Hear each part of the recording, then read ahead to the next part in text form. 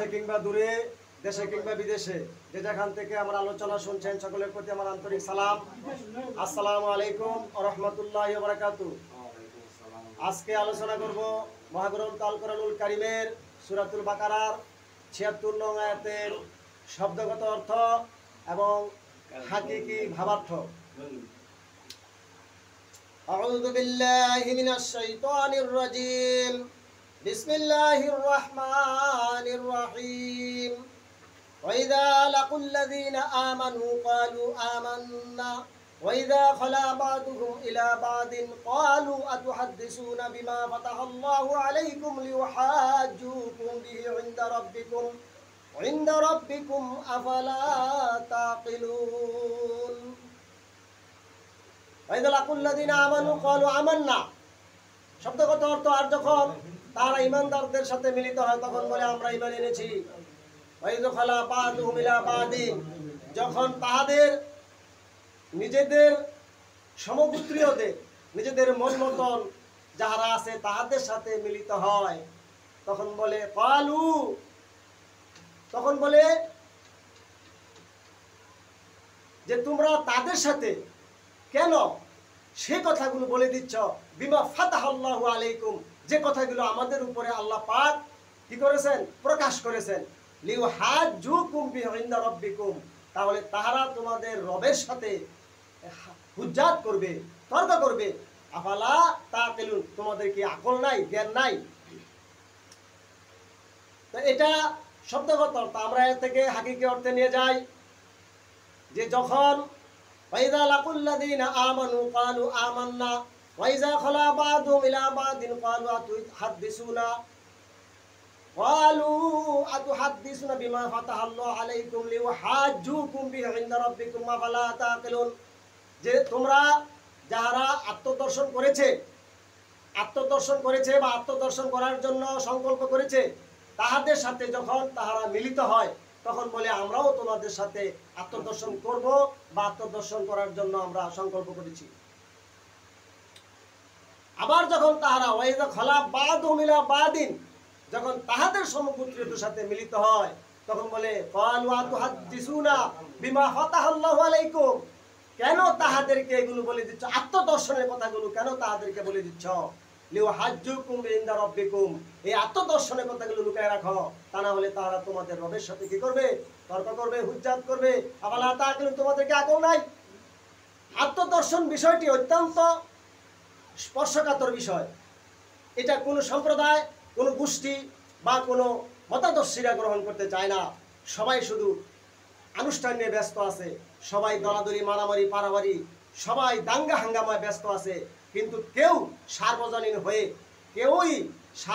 হয়ে সর্বকালীন হয়ে নিজের আত্মা থেকে খারাপি দূর করে কামনা, বাসনা, লোভ, লালসা, আশা, আকাঙ্ক্ষা, চাওয়া পাওয়ার পাহাড়গুলো ছড়াইয়া দিয়ে কেউ আত্মদর্শন হতে চায় না। সবাই শুধু সাম্প্রদায়িক মতবাদ সৃষ্টি করে পৃথিবীতে প্রাধান্য বিস্তার করিতে চায়। এই কথাটি মহান আল্লাহ পাক সুন্দরভাবে সূরাতুল বাকারার ৭৬ নং আয়াতে তিনি বর্ণনা করেছেন। মানুষ কি চায়? মানুষ আত্মদর্শন বিষয়টি জেনেছে, বুঝেছে, অনুধাবন করেছে, কিন্তু তারপরেও সর্বশক্তি দিয়ে এটা গোপন রাখার চেষ্টা করে। কেন করে?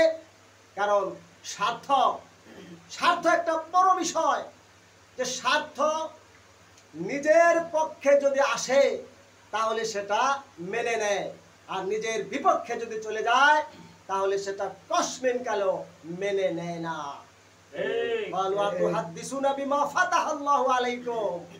কেন বলে দিচ্ছ, হাদিস বর্ণনা করছো তোমরা, আল্লাহ যে আমাদের উপরে আত্মদর্শন করার জন্য ফরজ করেছেন, আত্মসংশোধন করার জন্য বলেছেন, এই কথাটি তোমরা কেন বলে দিচ্ছ তাদেরকে? লিউহাজ্জুকুম বিহি ইনদা রাব্বিকুম, তারা তোমাদের রবের সাথে কি করবে, তর্ক করবে, হুজ্জাত করবে, বিতর্ক করবে।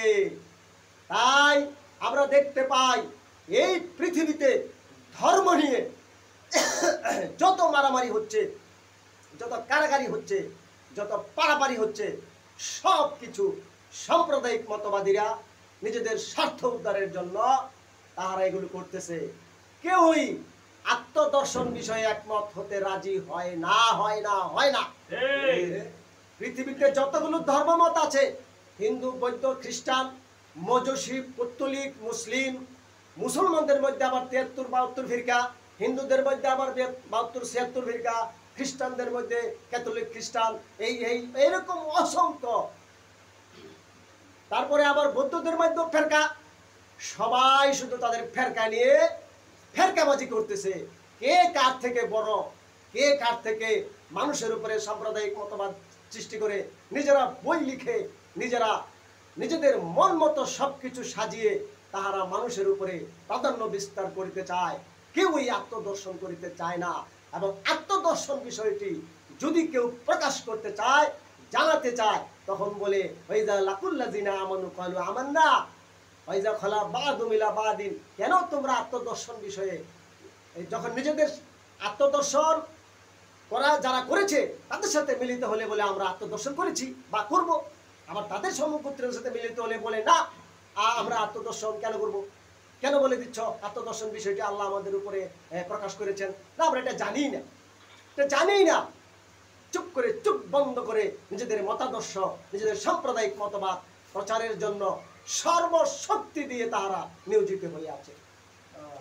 সৃষ্টির সাথে একাত্ম হতে কেউ চায় না, সৃষ্টি জীবের উপকার করতে কেউ চায় না। আরে মানুষের উপকারই করতে চায় না, খাদ্যে ভেজাল মিশ্রণ করে শত শত শিশুর কিডনি, লিভার নষ্ট করে দিচ্ছে।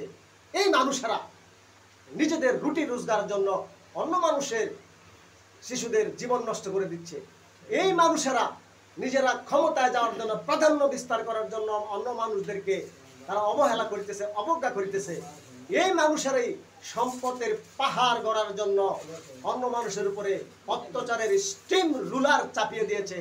এই মানুষেরাই ব্যাংকে কোটি কোটি টাকা রেখেও তারপরে আবার টাকা কামানোর ধান্দায় মত্ত হয়ে গিয়েছে। পাশবিক শক্তির উন্মাদনায় তাহারা মত্ত হয়ে গিয়েছে।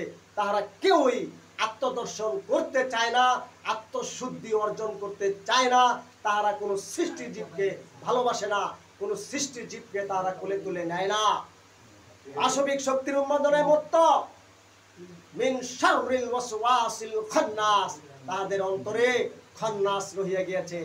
এই আত্মদর্শন, আত্মশুদ্ধির মাধ্যমে সেই খন্নাসকে যদি কেউ বিতরণ করিতে পারে, তাহলে সে হবে সার্বজনীন, সর্বকালীন এবং প্রেমময়, আধ্যাত্মিক, এবং সে হবে বিজ্ঞান ভিত্তিক, সে হবে বাস্তব ভিত্তিক।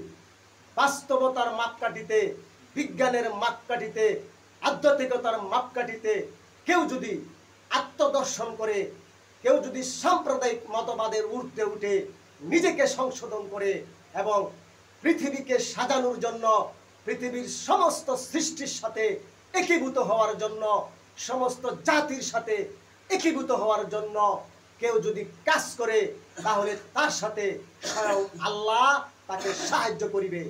আর কেউ যদি সাম্প্রদায়িক মতবাদ সৃষ্টি করে, তাহলে সেখানে সে আল্লাহর সাহায্য পাবে না। পবিত্র ধর্মগ্রন্থ কি বলে? ধর্মগ্রন্থর মুখ্য বিষয় হলো আত্মদর্শন বা আত্মশুদ্ধি বা কর্মফল এবং কর্মফল। কর্মফল যদি কেউ তার জীবনে বাস্তবায়ন করে, ফামাইয়ামাল মিসকালা যাররাতিন খাইরান ইয়ারা ওয়া মাইয়ামাল মিসকালা যাররাতিন শাররান ইয়ারা। সূরা জিলজালের 7 থেকে 8 নং আয়াতে আল্লাহ বলেছেন, তুমি যাররা পরিমাণ যদি ভালো কর্ম করো সেটা তুমি পাবে, যাররা পরিমাণ মন্দ কর্ম করো সেটাও তুমি পাবে। এই বিষয়টা যদি কোনো জাতি, কোনো মানুষ নিজের জীবনে বাস্তবায়ন করে, তাহলে সে আত্মশুদ্ধি অর্জন করতে আর বাকি থাকবে না। আত্মশুদ্ধি অর্জন করতে গেলে অবশ্যই অবশ্যই কর্মফলকে নিজের জীবনে বাস্তবায়ন করিতে হইবে। যত দুঃখ আসুক, কষ্ট আসুক, সম্পদ চলে যাক, মান সম্মান চলে যাক, সব চলে যাক, যদি কর্মফলে আমি বিশ্বাসী থাকি, কর্মফল অনুযায়ী কাজ করি এবং আমি আত্মদর্শন করি, তাহলে আমি হব একজন সুন্দর মানুষ, একজন প্রেমময় মানুষ। আর যদি আমি কর্মফলে বিশ্বাস না করি, আর যদি আমি আত্মশুদ্ধি অর্জনের চেষ্টা না করি, তাহলে আমি যদি ডাক্তার হই, তাহলে আমি একজন বিপজ্জনক ডাক্তার। আমি মাস্টার হলে আমি একজন বিপজ্জনক মাস্টার, আমি মোল্লা হলে আমি একজন বিপজ্জনক মোল্লা, আমি যদি রাষ্ট্রের নায়ক হই তাহলে আমি একজন বিপজ্জনক রাষ্ট্রনায়ক, আমি যদি একজন বৈজ্ঞানিক হই আমি একজন বিপজ্জনক বৈজ্ঞানিক, আমি যদি দার্শনিক হই আমি একজন বিপজ্জনক দার্শনিক। আর আমি যাই হই না কেন আমি একজন ভয়ঙ্কর মানুষ যে পাশবিক শক্তির উন্মাদনায় মত্ত হয়ে গিয়েছে। এই পাশবিক শক্তি থেকে মানুষকে উদ্ধারের জন্য যুগে যুগে মহান রাব্বুল আলামিন আমাদের প্রিয় রব নবী রাসূল ওলিয়া উলিয়ার মাধ্যমে যে মেসেজটা দিয়েছেন, সেই মেসেজটার মুখ্য এবং প্রধান উদ্দেশ্য হইল আত্মশুদ্ধি অর্জন করা। আত্মশুদ্ধি অর্জন করে নফসে মুতমাইন্না লাভ করা এবং মহান প্রভুর দিদার লাভ করা, অমর হওয়া, সে একজন প্রেমময় মানুষ হওয়া এবং একজন সুন্দর মনের মানুষ হওয়া, যাকে দেখলে ভালো লাগে, যে বিশ্ববাসীর কল্যাণকামী, যার দ্বারা হাজার হাজার লক্ষ লক্ষ মানুষ উপকৃত হবে। সুবহানাল্লাহি ওয়া বিহামদিহি, সুবহানাল্লাহিল আযীম ওয়া বিহামদিহি, আস্তাগফিরুল্লাহ। নারায়ে তাকবীর, আল্লাহু আকবার, নারায়ে তাকবীর, আল্লাহু আকবার, নারায়ে রিসালাত, ইয়া রাসূলুল্লাহ, নারায়ে রিসালাত, ইয়া রাসূলুল্লাহ, নারায়ে গাউসিয়া, ইয়া রাসূলুল্লাহ। আল্লাহর ওলির দুশমনেরা হুঁশিয়ার সাবধান, হুঁশিয়ার সাবধান, আল্লাহর ওলির দুশমনেরা আরে খাতিরে জান্নাত মা ফাতেমা, মারহাবা, নারায়ে তালি, মারহাবা, নারায়ে নওয়াজুল মুতান, মারহাবা, নারায়ে মেহেদী হাসান, মারহাবা, নারায়ে তাকবীর, আল্লাহু আকবার, নারায়ে রিসালাত, ইয়া রাসূলুল্লাহ, নারায়ে গাউসিয়া, ইয়া রাসূলুল্লাহ। ইনসানালি ইনসানালি, মারহাবা, ইনসানালি ইনসানালি, জিন্দাবাদ, জিন্দাবাদ, ইনসানালি ইনসানালি। জিন্দাবাদ, জিন্দাবাদ।